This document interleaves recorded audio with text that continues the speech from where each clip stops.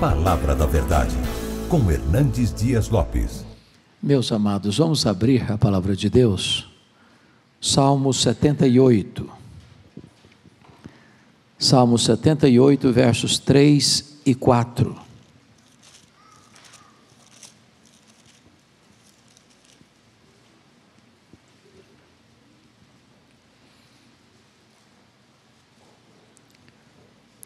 O que ouvimos e aprendemos, o que nos contaram nossos pais, não o encobriremos a seus filhos. Contaremos à vindoura geração os louvores do Senhor e o seu poder e as maravilhas que fez. Meu propósito nesta noite, véspera dos 506 anos da proclamação da Reforma Protestante, 1517, é trazer à memória esclarecida de vocês uma retrospectiva da história da igreja cristã. A história precisa ser contada. Cada geração precisa conhecer e saber o que os nossos antepassados viveram, o preço que eles pagaram, o legado que eles nos deixaram. Eu estava pregando certa feita em Belo Horizonte, e uma jovem se levantou e disse: pastor, eu vou deixar a igreja. Eu disse: por quê? Ela me respondeu: eu não encontro na igreja uma história que me empolgue. E eu perguntei: mas você conhece a história da igreja? Ela amarelou um pouco e disse: bom, eu não conheço tão bem. Ele disse: então senta-se um pouco que eu vou lhe contar um pouco da história. Eu gastei 3 horas com ela. Após contar a história para ela, essa menina estava chorando, e me disse uma frase que eu nunca mais esqueci. Ela me disse assim: agora reconheço que é impossível você amar aquilo que você não conhece. É impossível você valorizar a igreja se você não sabe o que foi pago pelos nossos antepassados, para que o Evangelho chegasse a você límpido, simples, puro e poderoso. É por isso que hoje eu quero trazer para vocês essa retrospectiva da história. E eu quero começar com o roteiro que Jesus deixou em Atos 1:8. Mas recebereis poder ao descer sobre vós o Espírito Santo, e sereis minhas testemunhas, tanto em Jerusalém, como em toda a Judeia e Samaria, até os confins da terra. Aqui tem uma promessa, aqui tem um poder, aqui tem um plano. E esse plano é seguido à risca, porque do capítulo 1 ao capítulo 7 de Atos, que é o livro da história da igreja, o primeiro livro da história da igreja, o Evangelho está em Jerusalém, na Judeia. Com o martírio de Estevão, todos foram dispersos, exceto os apóstolos, e não foram com medo, foram pregando a palavra de Deus.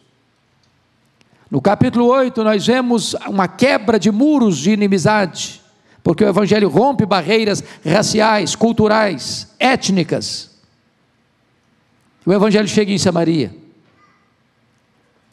No capítulo 9 vemos a conversão de Saulo em Damasco, na Síria. No capítulo 10 nós vemos a conversão de Cornélio, um gentio prosélito. No capítulo 11 nós vemos o Evangelho chegando em Antioquia da Síria. E se você perceber a partir do capítulo 13, depois da dolorosa perseguição em Jerusalém, com a morte de Tiago, com o livramento miraculoso de Pedro, nos capítulos 13 e 14, a primeira viagem missionária de Paulo e Barnabé, alcançando a província da Galácia, Antioquia da Pisídia, Icônio, Derbe e Listra. No capítulo 15 nós temos um interlúdio, porque é o primeiro concílio da igreja, reunida em Jerusalém para resolver um problema doutrinário da igreja, um ataque dos fariseus, da seita dos fariseus, querendo impor a circuncisão como condição sine qua non para a salvação.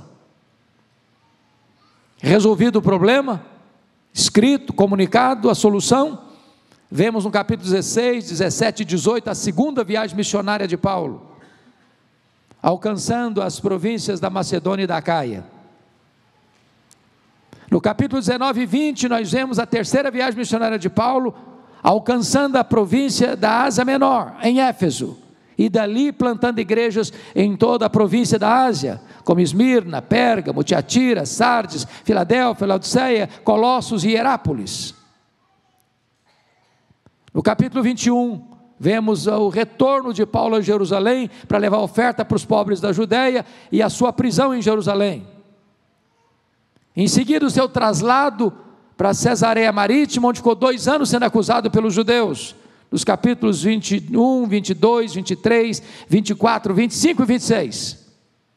E no capítulo 27 e 28, a viagem de Paulo para Roma, o seu naufrágio, a sua estada na ilha de Malta, e em seguida sua chegada em Roma, não como quisera chegar, mas chega preso, algemado, pelo propósito de Deus. E o livro de Atos termina no capítulo 28 sem conclusão, porque a história da igreja continua, e você e eu estamos como que escrevendo o capítulo 29 de Atos. A partir daí cessa o registro bíblico e a história nos toma pelas mãos, e é nessa jornada que eu gostaria de acompanhar você daqui para frente, porque neste primeiro século a igreja viveu dias difíceis, dramáticos e de muita dor, muita lágrima, muito sangue. O Império Romano, que já tinha dominado o território de Israel desde o ano 63 a.C., tem uma esteira de imperadores, que na sua maioria perseguiu a igreja. Lembramos-nos agora de César Augusto, do ano 27 ao ano 14 depois de Cristo, seguido por Tibério César, do ano 14 ao ano 37, seguido por Calígula, de 37 a 41, por Cláudio, do 41 a 54, por Nero, de 54 a 68, por Vespasiano, que vai de 68 até o ano de 79, depois nós encontramos o governo de Domiciano, que começa em 81 e vai até 96, ministério de Galba, governo de Galba, e em seguida outros governadores que vêm trazendo grandes amarguras para a igreja, como Trajano, como Marco Aurélio, como Sétimo Severo, como Décio, como Diocleciano. Todos esses homens, na sua vasta maioria, hostis à igreja a partir de Nero, que incendiou Roma e botou a culpa nos cristãos. A partir de Vespasiano, que inaugura o Coliseu Romano e mata 10 mil crentes na festa de 100 dias de inauguração. As perseguições mais cruéis vêm com Marco Aurélio, vêm com Sétimo Severo, vêm com Décio, e a mais amarga com Diocleciano no começo do século IV. Por quê? Porque os livros sagrados foram queimados e os líderes cristãos foram presos, e a igreja foi dispersa. Mas, amados irmãos, a história não está nas mãos dos homens. Os poderosos deste mundo também morrem, mas o nosso Deus continua no trono. E de repente, no ano 313, no governo de Constantino, o cristianismo que estava sendo massacrado, dolorosamente perseguido, os cristãos que estavam sendo queimados vivos, crucificados, jogados às feras, os cristãos que eram perseguidos e viviam nas cavernas, nas catacumbas, nos antros da terra, agora os cristãos e o cristianismo é declarado religião oficial do Império Romano. O império não conseguiu deter a igreja, O Coliseu não deteve a igreja. Os leões não detiveram a igreja. O massacre não deteve os passos da igreja. E a igreja triunfou. Mas, amados, é muito importante entender que a declaração de que agora a igreja, o cristianismo é a religião oficial do Império Romano, foi uma coisa muito boa e uma coisa muito ruim. Muito boa porque esses cristãos que estavam sendo perseguidos, agora não são mais perseguidos. Muito boa porque esses cristãos que tinham seus bens confiscados pelo próprio Estado, agora recebem de volta as suas propriedades. Muito bom porque a igreja que não podia se reunir em templos, porque não podia construir templos, agora o próprio Estado constrói templos para a igreja. Chegara o tempo da liberdade. Entretanto, isso foi muito ruim. Por que ruim? Porque agora a porta de entrada da igreja não era mais a conversão, mas era a conveniência. Agora ser declarado cristão, não se corria risco de morrer pela sua fé, recebia aplausos dos homens. Com isso, a porta de entrada tornou-se muito larga. E as pessoas vieram para a igreja, não pelo viés da conversão, mas da conveniência. E vieram trazendo suas bagagens de paganismo, de sincretismo, de politeísmo, de toda sorte de desvios, sejam teológicos, morais e imorais. E não tardou para que a igreja se corrompesse. Com isto, as cidades mais importantes do Império Romano, as 5 mais importantes do Império Romano, começam a disputa por hegemonia de poder. Que cidades? Roma no ocidente, Constantinopla no oriente, Alexandria do Egito, 2ª maior cidade do mundo, Antioquia da Síria, 3ª maior cidade do mundo, e Jerusalém. Chega o ano 604, e o imperador romano Focas nomeia o bispo de Roma, o bispo Gregório I, como bispo universal da igreja. Gregório I rejeitou o título e disse: eu não posso aceitar esse título, e qualquer homem que aceitar esse título deve ser considerado um anticristo, porque o único bispo universal da igreja é Jesus Cristo. Só ele ocupa essa posição indisputável. Entretanto, 3 anos depois, em 607, o imperador Focas nomeia Bonifácio III, bispo de Roma, bispo universal, e ele aceita o título, e começa então, em 607, a instituição do papado. Parece que nós temos um problema aí, de um hiato na história. Por quê? Porque você e eu já lemos livros que tem um relato, um rol de papas a partir de Pedro, dizendo que Pedro foi o primeiro papa e todo papa é um legítimo sucessor de Pedro. E como fica isso? Se o primeiro papa, historicamente falando, começa em 607. Todos vocês que já passaram por uma escola, já fizeram um curso secundário, hoje nós chamamos de ensino médio, já estudaram sobre isso, sobre a chamada As Falsas Decretais de Isidoro. Esse foi um documento forjado na França, no século VIII, onde se colocou a questão papal, recuando a questão papal a Pedro, rompendo 6 séculos, nomeando os bispos de Roma como papas, como se Pedro fosse o primeiro papa, e todos os demais legítimos sucessores dele. Mas esse documento é um documento falso, forjado, falsificado, um embuste literário. Se você quiser conhecer um pouco melhor sobre esse assunto, sugiro a você a leitura do livro O Papa e o Concílio, de Janus, cujo prefácio da obra foi escrita por Rui Barbosa, o maior tribuno brasileiro. Curiosamente, o prefácio da obra representa 70% da obra, coisa dantes nunca vista. E nesse prefácio, Rui Barbosa desmantela essa questão deste embuste literário, chamado As Falsas Decretais de Isidoro. Reprova de forma irrefutável a questão da infalibilidade papal.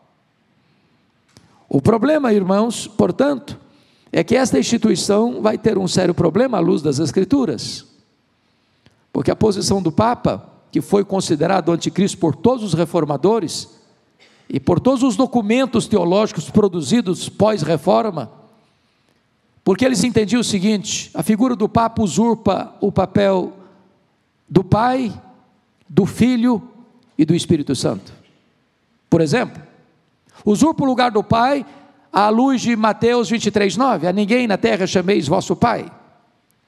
Não no sentido que você não chama seu pai biológico de pai, mas no sentido de que o único que é a fonte da vida e a origem da vida é Deus. Só Deus é Pai nesse sentido pleno. E a palavra Papa significa Pai. Então usurpando o lugar do Pai. Mas usurpa o lugar do Filho quando ele se auto-intitula cabeça da igreja, quando a Bíblia diz que Jesus é o cabeça da igreja. Quando ele se intitula pedra fundamental da igreja, quando a pedra fundamental da igreja é Jesus. Quando ele se intitula sumo pontífice, essa palavra sumo pontífice é uma palavra latina, que significa o supremo mediador. E você e eu sabemos que só Jesus é o supremo mediador, é o único mediador entre Deus e os homens. Então, quando o Papa se coloca como sumo pontífice, ele está usurpando o lugar da segunda pessoa da Trindade. Mas em terceiro lugar, ele usurpa o lugar do Espírito Santo, porque ele se declara vicarius filii Dei. Essa é uma palavra latina que significa o substituto do Filho de Deus. E você e eu sabemos, à luz da Bíblia, que Jesus Cristo foi para o céu e prometeu: eu mandarei, eu enviarei o outro Consolador. E lá no grego é allos parácletos, não é heteros parácletos. Heteros é outro de outra natureza, allos é outro da mesma natureza. O Espírito Santo é o substituto de Cristo, porque foi enviado por Cristo para continuar o ministério de Cristo, e ele é da mesma essência do Filho, porque ele é Deus. Então os reformadores entendiam que o Papa está nessa função, nessa posição de usurpar o lugar do Pai, do Filho e do Espírito Santo. Com isso, irmãos, veio o fortalecimento político da igreja, o fortalecimento econômico da igreja, mas veio certamente o enfraquecimento espiritual da igreja. Por uma questão didática, me permita dividir a igreja por seções. A primeira seção, do primeiro século ao quinto século, nós chamamos esse período de período da patrística, ou período dos pais da igreja, ou período da patrologia. Esse período foi marcado fundamentalmente pelas discussões cristológicas. Por quê? Pela influência do pensamento grego, que negavam a divindade de Cristo, que negavam a encarnação de Cristo, que negavam a ressurreição de Cristo. Então o primeiro concílio geral da igreja foi convocado por Constantino em 325 em Niceia, onde é fincada a estaca da divindade de Cristo, quando Atanásio derrota as teses de Ário e declara: Jesus Cristo é Deus, Deus de Deus, luz de luz, coigual, coeterno e consubstancial com o Pai. O segundo concílio geral é Constantinopla em 381, e esse concílio vai definir a questão da humanidade perfeita de Cristo. Mas é preciso de um outro concílio, concílio de Calcedônia, em 451, e esse concílio define então a pessoa teantrópica de Cristo, ou seja, a pessoa divina humana de Cristo. É uma só pessoa com duas naturezas distintas. Ele é verdadeiramente Deus, ele é verdadeiramente homem, numa única pessoa. Vale destacar que em 416 há um importante concílio chamado Sínodo de Cartago, onde Agostinho enfrenta Pelágio. Pelágio pregava que a queda não atingiu o homem, foi apenas um arranhão. O homem é tão livre hoje quanto Adão o era antes da queda. E Agostinho, calçado na verdade, desbanca os argumentos de Pelágio e vai afirmar que o homem é pecador e o homem só pode ser salvo pela graça, e a graça de Deus é soberana na salvação do homem. Mas agora vem um segundo período mais complicado. Nós chamamos esse período do 5º ou 15º século de Idade Média, ou escolástica, ou chamada Idade das Trevas. Foi um período de muito fortalecimento econômico e político da igreja, mas também um período muito sombrio de desvios doutrinários da igreja. Muitas heresias foram sendo introduzidas na igreja, como por exemplo, o culto aos mortos, adoração aos santos, adoração às imagens, o purgatório, o confessionário, confissão auricular, a salvação pelas obras, a tradição, as relíquias, o culto a Maria como mãe de Deus, imaculada, intercessora, mediadora, corredentora, rainha do céu, as indulgências, a Inquisição, a infalibilidade papal. E a igreja foi se corrompendo, e se corrompendo, e se corrompendo, e se afastando, e se afastando, e se afastando das Escrituras. Mas é muito importante, irmãos, que Deus nunca deixou de ter uma lâmpada acesa na história. Deus nunca deixou de ter um remanescente fiel. E quem tem as rédeas da história é Deus. E então no século XIV, no século XV, começa um movimento que nós chamamos de Renascença. É um movimento cultural no norte da Itália, que vai tirar das mãos da igreja, que era a dona do mundo, as 5 áreas mais importantes da época. Primeiro, a economia. A igreja era dona do mundo, mas nesse período da Renascença começam as viagens marítimas, e uma nova classe social começa na Europa, a burguesia, e o poder econômico é tirado das mãos da igreja.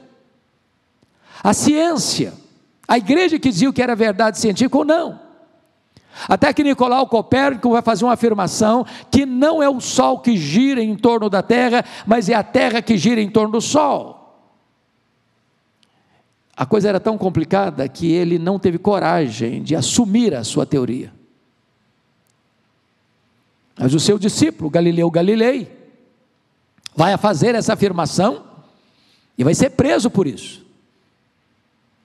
E a Inquisição Romana disse: ou você nega que a terra gira em torno do sol, ou você morre. E ele respondeu: eu nego, mas que gira, gira. A ciência já não estava mais na mão da igreja. As artes estavam na mão da igreja. Se um pintor havia de pintar um quadro, ele tinha que colocar o corpo da pessoa, mas o rosto tinha que vir por uma auréola que era vazada pela visão da igreja, até que Leonardo da Vinci e Miguel Ângelo vão esculpir no mármore,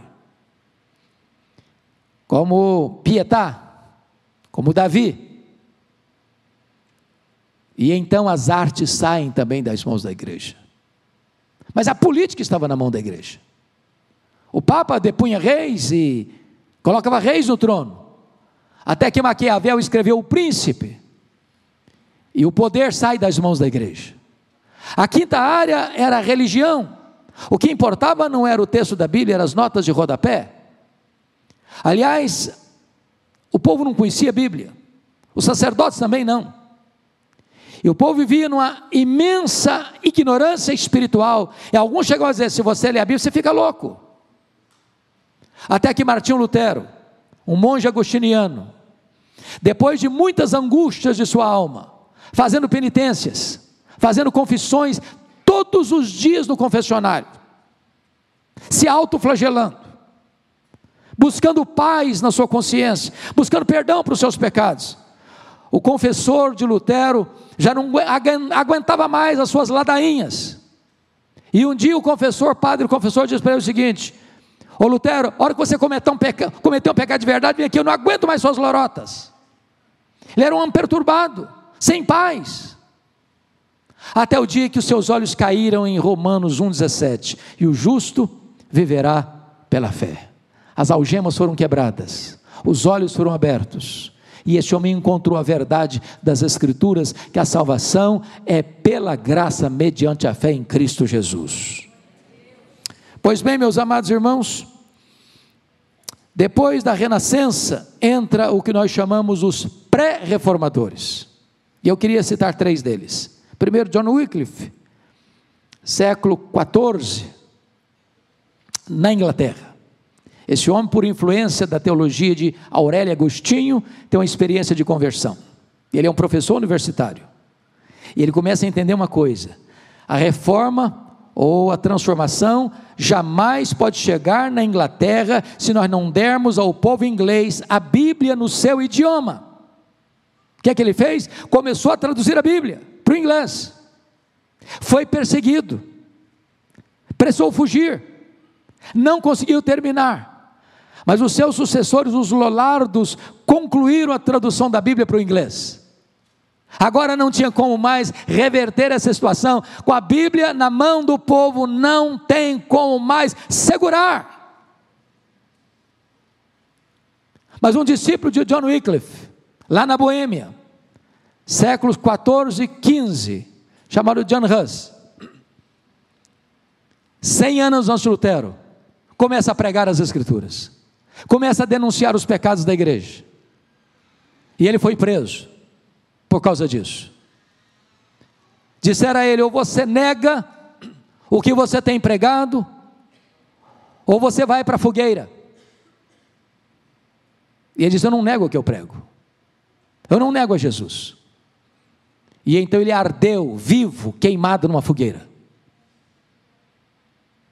E quando ele estava ardendo, sendo queimado vivo, numa voz profética, ele disse: hoje vocês estão matando um ganso, rãs, mas Deus há de levantar uma águia, e a essa vocês não poderão matar. 100 anos depois, Martinho Lutero fixava nas portas da igreja de Wittenberg as 95 teses contra as indulgências, dando início à reforma protestante do século XVI. No século V, Deus levanta Jerônimo Savonarola em Florença, na Itália, nas barbas do Papa. E ele pregou com tamanho poder e tamanha autoridade, que a cidade estava sendo profundamente impactada pelo poder da palavra de Deus. Ele não quis retroceder. Levaram-no à forca e o mataram enforcado. Mas agora, o caminho já estava aberto para a reforma. E o Papa Leão X está buscando recursos para a Basílica de São Pedro. A igreja está passando uma crise financeira. E ele manda os seus emissários para a Alemanha, liderados por Johannes Tetzel, para vender indulgências. E a venda de indulgências é uma coisa escandalosa, porque o Papa estava prometendo perdão de pecados em troca de dinheiro. E veja você, se você acreditasse num negócio desse. Acabou de sepultar seu pai, acabou de sepultar sua mãe, ou acabou de sepultar o seu filho, ou o seu avô, ou a sua avó, e alguém chega e diz: você ama o seu parente? Você pode ajudá-lo. Ele não era tão bom para ir direto para o céu, ele não era tão ruim para ir direto para o inferno, ele está no purgatório, e está sofrendo muito. Mas se você der um dinheiro, no momento que o dinheiro cair no gasofilácio, a alma dele pula do purgatório para o céu. Se você acredita nisso, você dá o que você tem e o que você não tem. Então Johannes Tetzel chega na Alemanha, e o Lutero já tinha conhecido as Escrituras, já ensinava as Escrituras na Alemanha. E quando Johannes Tetzel chegou com essa tese lá: olha, se você der tanto, o Papa assina uma bula, 5 anos de perdão, você pode pecar à vontade, não tem problema, está garantido. Se o dinheiro for um pouquinho maior, 10 anos, o Papa assina a bula. Se o dinheiro for bom mesmo, o Papa assina uma bula de perdão vitalício, você pode pecar o resto da vida, que a sua vida, sua salvação está garantida. O Lutero não suportou isso. E então no dia 31 de outubro, e por que 31 de outubro? Por que não 30? Por que 31 de outubro? Porque dia 1º de novembro é o dia de Todos os Santos. 1º de novembro todo o povo ia à igreja. O jornal da cidade era o mural da igreja. E Lutero, exatamente na véspera do dia de Todos os Santos, dia 31 de outubro, vai fixar nas portas da igreja de Wittenberg as 95 teses contra as indulgências. Estava deflagrada aí a reforma protestante do século XVI, com lutas, com lágrimas, com dores, porque o corte radical não foi aqui. O corte radical, meus amados irmãos, aconteceu no que nós chamamos de dieta de Worms,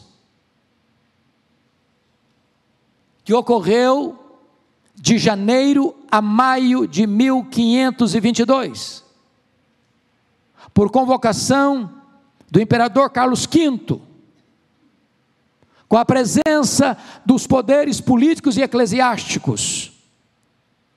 E aquela dieta não era para discutir com Lutero o que ele estava ensinando, pregando e escrevendo. Aquela dieta só tinha um propósito: levar Lutero a se retratar das seus escritos e das suas pregações. Lutero sabia que, muito provavelmente, ele não sairia vivo dessa dieta. E no dia em que ele foi convocado e estava presente com seus livros em cima da mesa, perguntaram para ele: Lutero, você está disposto a se retratar do que você escreveu, do que você tem pregado? A pressão era tão grande que Lutero pediu aquela noite para orar. E naquela noite, diz os seus biógrafos, que a luta foi tão grande, como se o diabo em pessoa tivesse aparecido no quarto dele, e ele pega o tinteiro e joga na parede, como se o diabo estivesse ali fisicamente, para tentá-lo e perturbá-lo. Quando o dia amanheceu, a dieta voltou a se reunir, seus livros sobre a mesa, todo o aparato político e eclesiástico ali presente, perguntaram para Lutero: você está pronto a se retratar do que você escreveu, do que você tem pregado?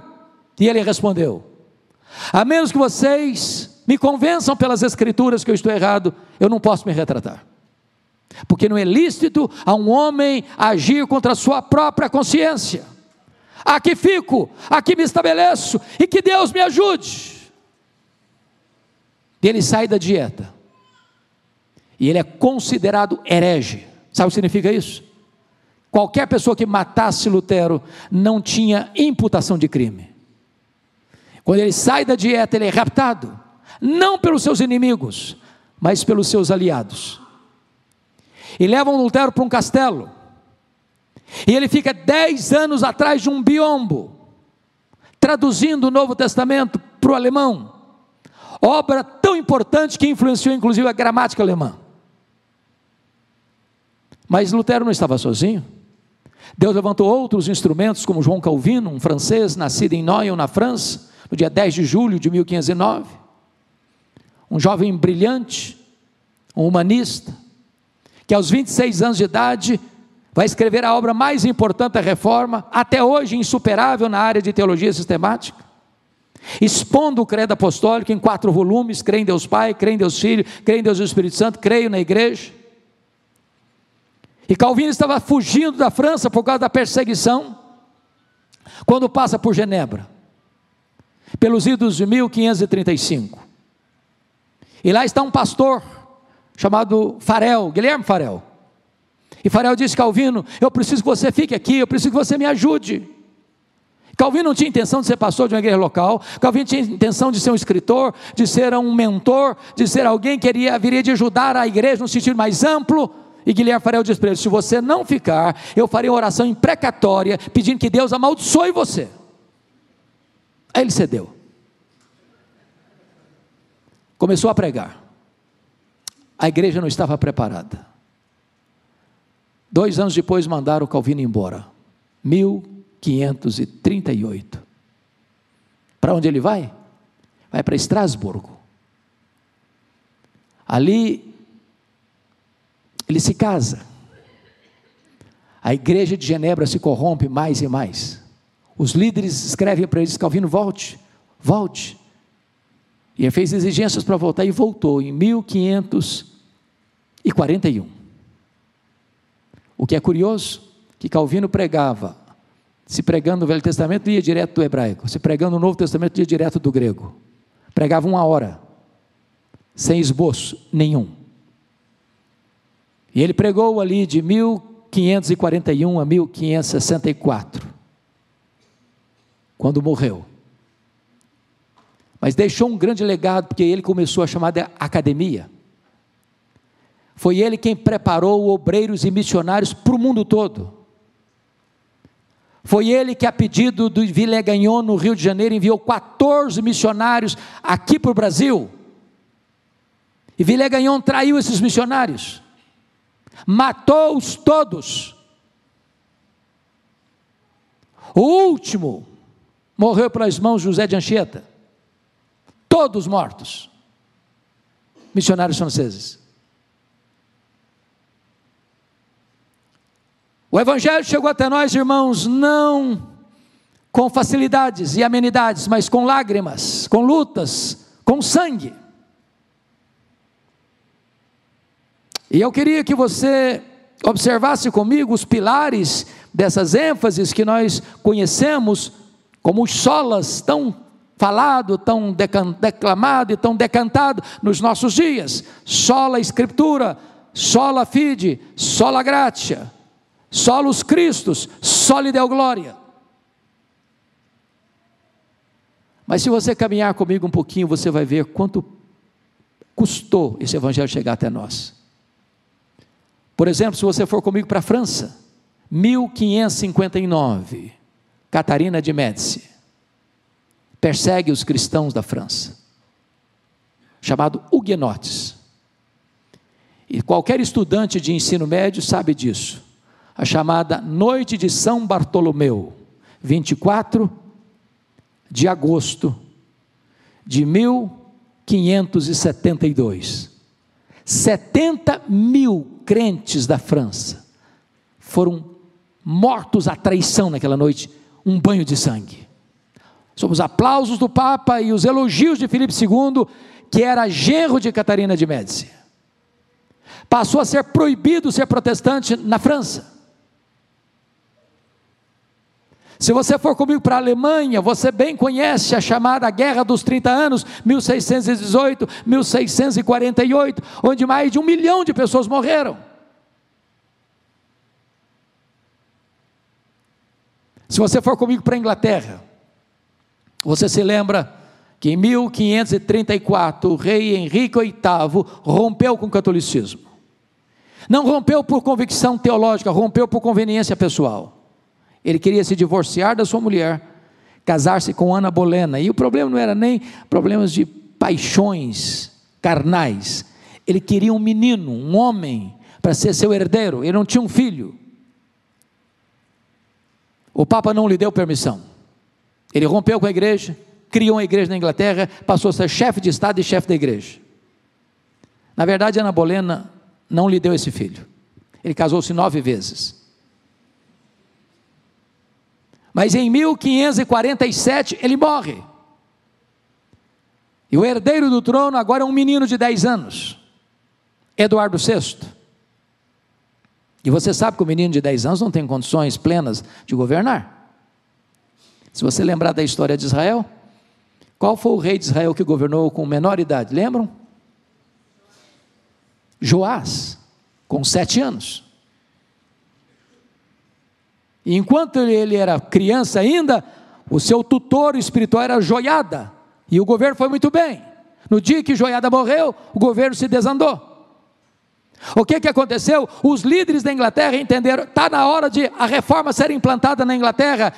Latimer, Cranmer e Ridley. Mas quis a providência de Deus que Eduardo VI morresse precocemente, aos 16 anos de idade, em 1553. Quem assume o governo da Inglaterra? Maria Tudor, filha de Henrique VIII com Ana Bolena. perseguiu de forma atroz a igreja. Primeiro ato de governo dela, mandou para a estaca e queimou em praça pública os 3 líderes do protestantismo na Inglaterra.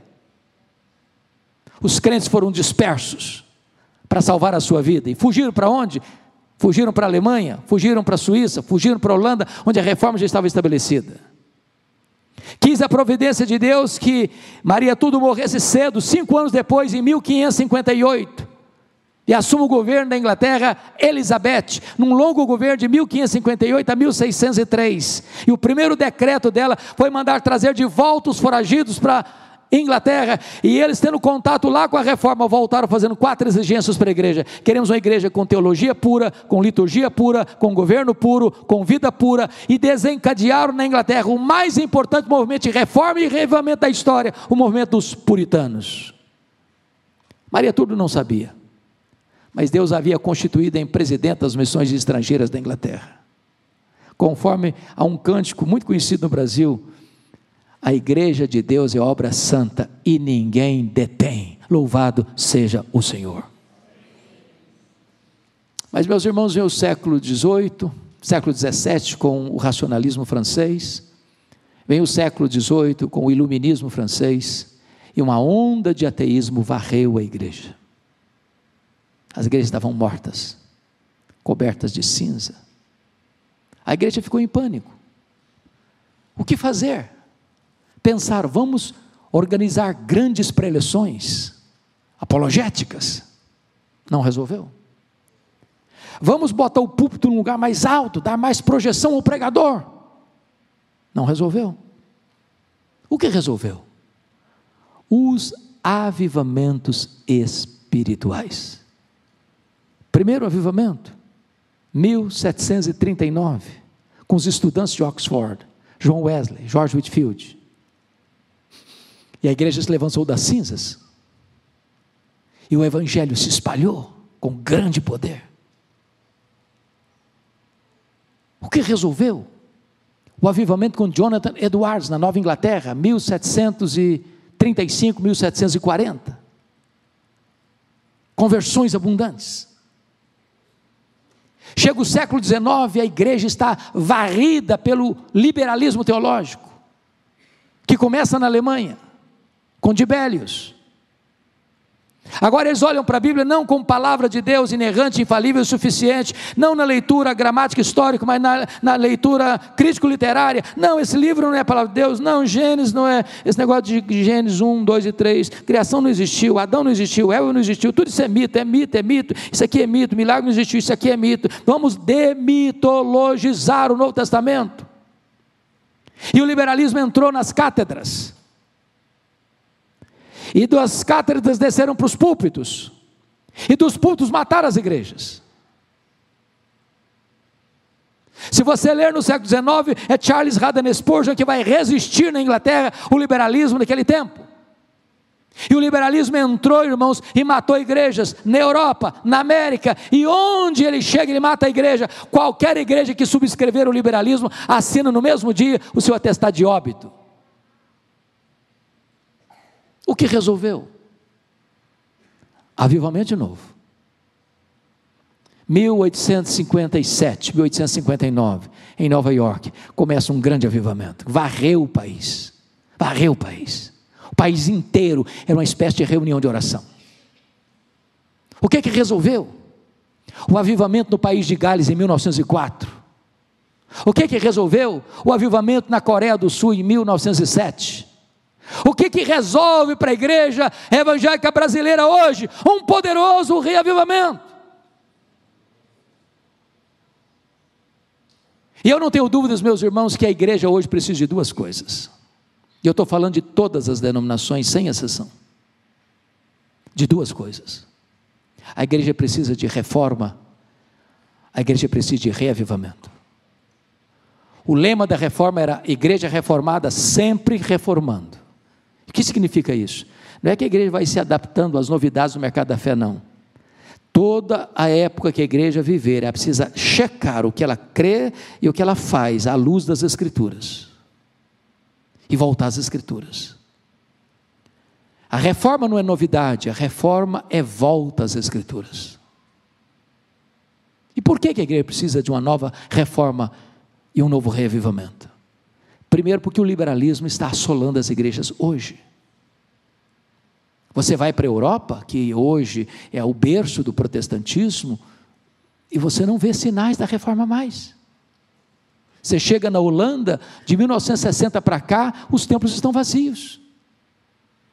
Você vai para a Escócia, de John Knox, o berço do presbiterianismo, e eu fui em Edimburgo, e o templo mais belo talvez da cidade, eu entrei, não era mais um templo que tinha bancos e púlpito, o templo está lá no formato, mas é um bar para você beber.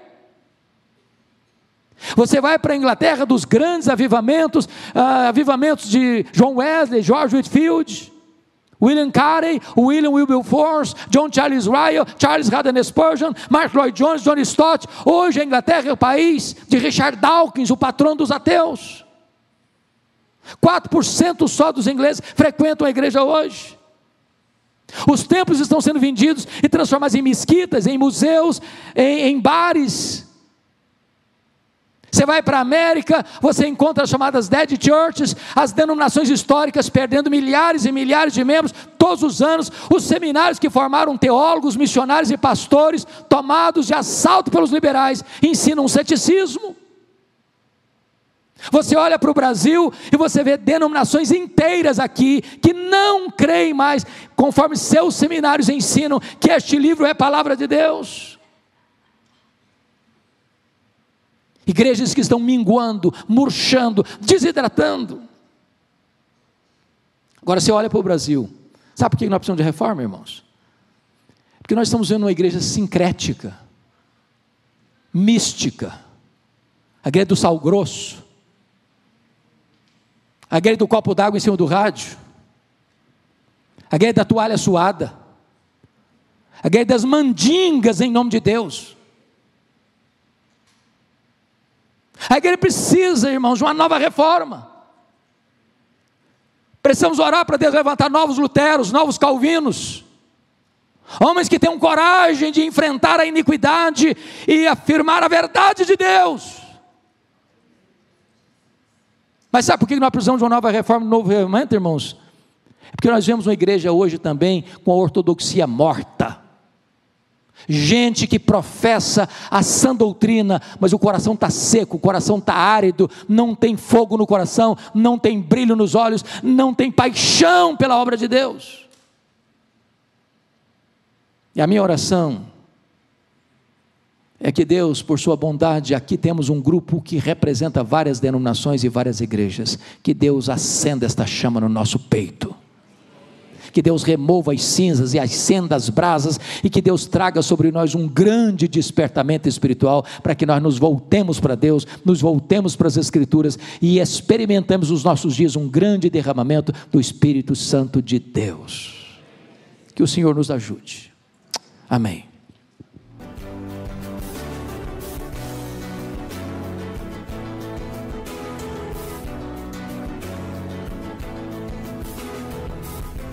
Palavra da Verdade, com Hernandes Dias Lopes.